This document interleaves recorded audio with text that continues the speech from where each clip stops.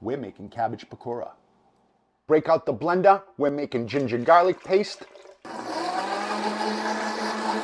which we're going to use in a minute. But first we got to bloom some mustard seed and carom seed, along with some daal. You can see them snapping and popping. You want to toast them until you can really smell them. Add half that ginger garlic paste. You don't need a mandolin, but it's going to make it easier. What you do need is cabbage, a buttload of onions, julienne curry leaves, the bottom half of your cilantro chopped up, more of those carom seeds, the rest of that ginger garlic paste you made earlier, and plenty of salt. We want to leach the water out of these veggies. Oh, did I mention? These are going to be spicy. 2 serranos.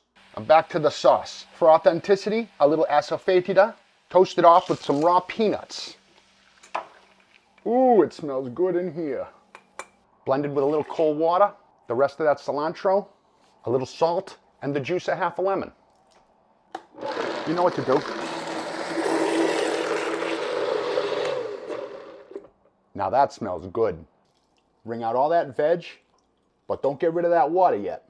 These are always made with chickpea flour, but rice flour, a couple of tablespoons of cornstarch, and a half a teaspoon of baking powder will ensure they're extra crispy. Add the dry to your veggie, give it a little toss, and add that vegetable water a little at a time just to bring it together. 80 grams of vegetable water for this batch.